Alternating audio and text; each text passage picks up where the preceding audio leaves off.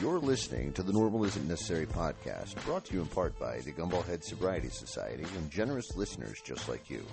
For the latest updates, check out the link in our bio. Good morning, ladies and gentlemen. It's me, Gumball Head. Seriously, good morning. It's Thursday, the 7th of August, 2025. Stopping in to say hello. Hello. I want to say welcome back to some of our listeners that have been gone for a little while. Sometimes we just need to take a break from the world. Sometimes we just need to push back and kind of reset our minds. Sometimes it takes us a while to return to that community and return to environments and working and hanging out and getting to know some of the people that I have lately really have brought that to my attention. Sometimes you can recover that. You can bounce back after a few days. Sometimes it takes a couple of months. And when I speak of recovery, I'm not speaking of necessarily alcohol and drugs either. I'm speaking of whatever our struggles are. Recovery is just returning to normalcy, returning to the chaos of normalcy, regardless of how it is, regardless of how scary it is, regardless of how difficult it is. It's returning to that normalcy that surrounds us. Because when we consume substance, for example, and that substance becomes a part of our daily life, and we stop using that substance, that's that return to normalcy. And substance could be consumed via mouth, via inhalation. It can also be consumed via visual and audible or environmental. It's all consumption in one way or another. Sometimes it scares us into changing who we are and changing our behaviors and changing how we feel, changing how we react and involve ourselves in the community or in the environment or in our surroundings. We're bringing that mindset to play here in the approach of returning to that chaos of normalcy, returning to that community. Sometimes it's just a matter of we're not ready to come back, but we have to. And sometimes it's a matter of we're ready to come back, but we don't want to. You know, it's a lot of times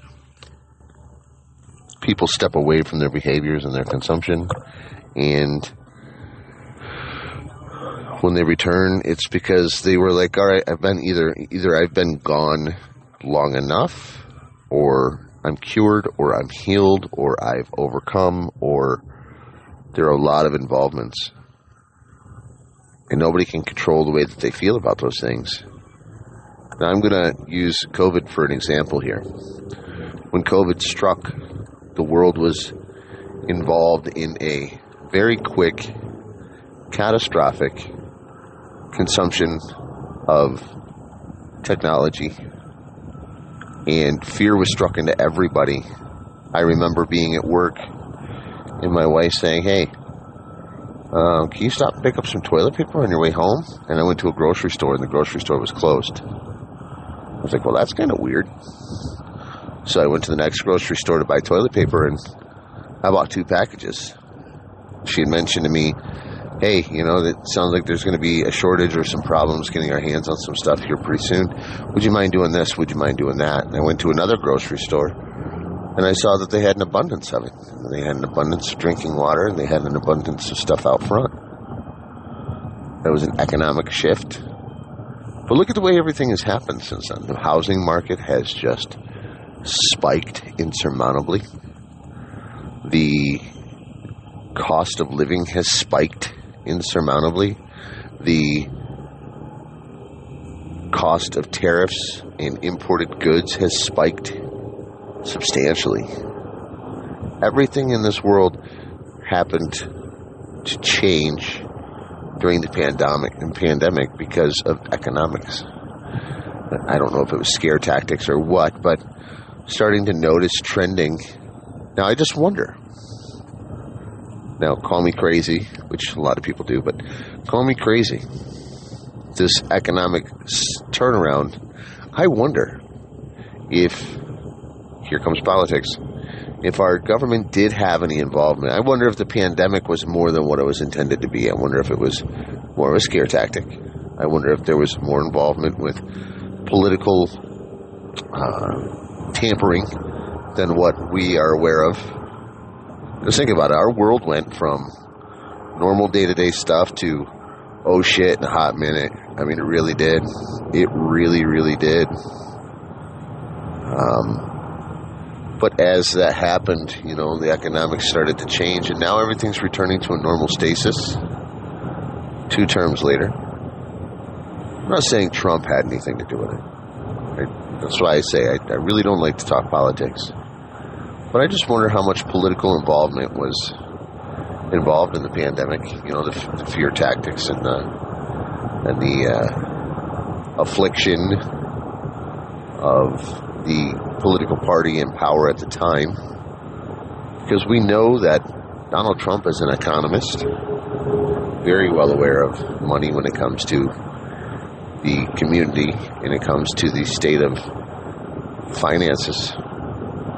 And now it's starting to turn around. I wonder if the pandemic affected us for longer than it should have because of the interruption of Biden coming into office, Trump coming back in 2024 to finish what he started. Now that's just a rabbit hole that you could explore, but contemplate it. I'm not going to say it's a bad thing. The state of economy right now is in distress everywhere you go. And I was speaking with my mother-in-law yesterday for a little while. Every company out there right now is just sucking us dry. Everybody out there is trying to drain all of the poor people in any way that they can. Credit card companies have increased their interest rates. The electric company in the state that I'm in Ohio, has increased their rates. The cable companies have increased their rates. The cell phone companies have increased their rates. Gasoline is staying at a maintained stasis, but how much is a gallon of milk? How much is a dozen eggs? You know, for a while there, you couldn't get a dozen eggs for less than $20. Eggs were for the wealthy, unless you had your own chickens. And what happens when you get to a certain point of hunger? You no longer eat eggs, you slaughter your chickens and you eat the protein from the chicken. Now, you not only knocked the door off the Coke machine, but there's no longer any Coke in the machine because you can't produce it. You can no longer eat eggs because you killed your chickens. How many things in this world are affected by that? And they say don't put all your eggs in one basket. What happens when you run out of eggs? You don't need that basket anymore, right? You don't need to have that basket. You can use that basket to collect berries and nuts from the trees that are around us because you don't have eggs to put in it. Think about it. And if we equate that to our mental health and burnout, sometimes it happens to us too. Sometimes we continue to give and give and give and give and give, and we don't receive. That leads to burnout. That leads to not wanting to show up for work. That leads to calling in sick. That leads to depression. And it's not necessarily a physical illness. It can very quickly become a mental illness when we give and give and give, and there's very little in return. I get frustrated at my job regularly. I voice my opinion, though. I speak it to my boss. If I didn't speak my frustrations to my employer, I would not be able to literally function at work. If I did not speak of the things that are making me angry or upset at my job to my wife, I would not wake up in the morning to go to work. I would call in sick more regularly. Now, we all have something wrong with us, but it's all in how we interpret the world around us. I still can't to this day fathom some of the people that call me to come and do work for them when I see the projects that they're having me do when I do my handyman stuff. It's like I wish I could have afforded to have somebody come out and do that so I didn't have to do this on my own home. And it's not a bad thing. It's not a bad thing at all. I'm very appreciative of it. The downside to it is not everybody can afford to do that. Not everybody can afford to pay those rates. There's always going to be somebody out there that's cheaper. There's always someone out there that's going to do a $100 job for $30. There's always someone out there that's going to do a $1,000 job for $500. I'm that guy because I know, number one, people can't always afford it, and number two, I want to make sure I get that job. It's something that I really want to do. And here's the thing. A lot of times when I take on side jobs, I don't want to do the work that I'm getting ready to do, but I have to do the work that I'm getting ready to do because if I don't, someone else will, and I won't make the money. I won't make the money because of the fact that someone else is going to get that job because they're going to come in less expensive than me. I don't like that. I don't like that feeling. That feeling is very irky. That feeling is very scary. And it sucks. It sucks something terrible. Because if you're really in that big of a need for money, it's because there are other things that are influencing us for that need. And right now, that's the economy. That's the state of economics right now. Everybody is being bled. Everybody is being...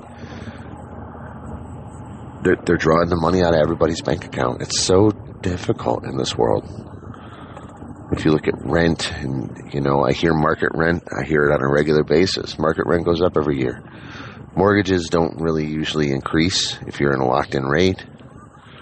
But there are variable rate mortgages out there that can vary anywhere from 3% all the way up to 20%.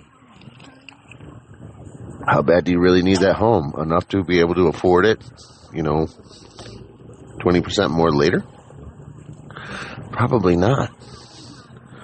Why not? Well, that's just the way this society is. And a lot of people get locked into these mortgages thinking, I'll refinance in a few years. I'll change things. But if your mortgage rate goes up, then you can no longer afford to refinance because you can't afford the down payment for the refinancing. You can't afford to put the money away during that time because you have to pay for eggs. You have to pay for gasoline. Used to you could forecast the increase of economic change. What's the cost of living? 6%, 7%, 8%, 13%. Nowadays, cost of living is 10 to 15% increase every year. A gallon of milk, back in the day, a gallon of milk you could get for 49 cents. I remember seeing milk go from 49 cents to $1.19 for a whole entire gallon. I also remember making $3 an hour. I also remember making $7 an hour and surviving on that. I also remember making, $10 an hour, $15 an hour. That increase every year, that increase on a regular basis, watching my payroll increase, but my take-home increase, but my bills increase as well. It's all the same. Dollar for dollar, life has low value. Dollar for dollar, economy has low value. And what's the way to escape that? $60,000, $70,000, $80,000, $90,000, $150,000 in debt for a piece of paper that teaches us how to do the things that computers are doing now. Going to college and getting that degree and then being able to charge whatever you want. But the only people that can afford your services are the wealthy. Those are the only clients that you're taking on are the wealthy. And you cannot, if you don't cater to the wealthy, the poor suffer. The working class suffer. The weaker suffer. Real world Robin Hood life, guys. We all rob Peter to pay Paul. We all struggle every single day. And when it comes from the bank account, it affects your brain. It affects your body. It affects your soul. It affects your will to live. It affects your determination. That's when we have to find purpose. That's when we have to find a reason or find a cause or find a motivation to continue to keep going on a day-to-day basis. That's when we find side jobs and extra jobs and in second jobs and other people out there. Some companies, you can't get a second job because of the first job that you have requires you to not just work, but work outside of work and work extra hours. I don't even answer my phone when it rings after hours anymore, unless it's an emergency call. If somebody calls me from work and I am not at work, I do not answer my phone. You will go to voicemail, and I will listen to it when I punch in tomorrow. Residents text me and say, hey, I've got a problem with this. Hey, I've got a problem with that. I've already told you multiple times. If there's an issue, call into emergency maintenance, put it in, and we'll go from there. I'm not answering my phone anymore. Text messages especially. It's not a selfish thing. It's a work-life balance thing. And I talk about the work-life balance a lot on a regular basis. A lot of these companies are going to the 2-2-3 schedule, 2 working days on, 2 working days off, 3 working days on, 3 working days off. And it's only a matter of time before a company says, hey, this person's off for 3 days, they're on their 30-day off. Let's call them into work, see if they want to work. And what happens when you say no? What happens when you are no longer that team player? They stop calling you, and they start forming their own opinion of you because you don't want to be a team player, because you don't want to work on your day off. What's wrong with that? The businesses out there are doing that to people right now. It's not a bad thing. It works. That schedule works. But there are people that are in need enough to where they need to go in and do that work because they need the money. It has very little to do with anything else. It's just a matter of the state of economics. Our GoFundMe page is in place for that exact reason. My wife stays home all day, every day, to take care of our children. We have a choice. We have an opportunity for her to go work a job. The downside to that is if she goes and works for a job, we're only going to be paying for daycare. Some days, when she goes and does that job, I'm on call. Sometimes my phone rings while she's out at work, and I say, hey, I need you to come home because I need to go take this call. And I have an amount of time that it can take me to get there to respond to this call, but I don't like doing that. And then I have to explain to my boss why it took me so long to respond to a call as a result of my wife being out working and trying to provide for our family as well.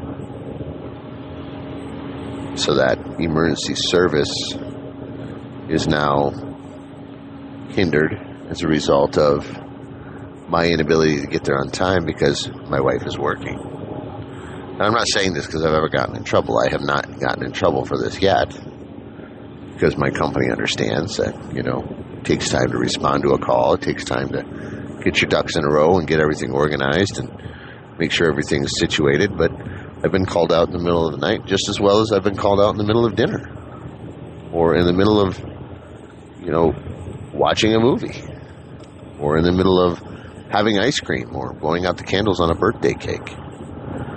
It's happened to me in the past as well. When I was a firefighter, when I was a medical examiner, I could not plan things when I was doing these jobs. As a medical examiner, people die every 4 seconds or 6 seconds. It just so happened that the community that I worked in, they died on a pretty consistent basis. It was nothing for me to have 2 or 3 deaths on a Tuesday night, because the schedule didn't align with the planets, and people just died. It's crazy. It's crazy the way the world works, and it's even crazier when we sit back and we look at the things that affect our day-to-day lives. And it's even crazier when we sit back and try to determine what the world is going to do when we don't have any control over what the world does. We don't have any capability to amend the outcome of a situation as a result of society, or amend the result of the outcome of a situation of economics or need or emergency need or this and that. All the while, we live to die. We live to work. We live to give ourselves to other people just to make sure that they are happy when we ourselves are not happy as a result. We work very hard to overcome those things. And we reach out and we get psychiatry and we get medications and we get involvement from outside sources, but we still struggle to be happy ourselves because we give and give and give and give and give, and we don't take. We can't take. People don't have it to give back because they're busy giving to someone else as well, whether it's work or mental health or individual needs. You're not the only one struggling with that, but are you the only one right now in your world not talking about it? Are you the only one in this world that's not explaining to other people that you just need a break every once in a while? I'm not saying, I need, 10 days off from my job. We could all benefit from, time off from work.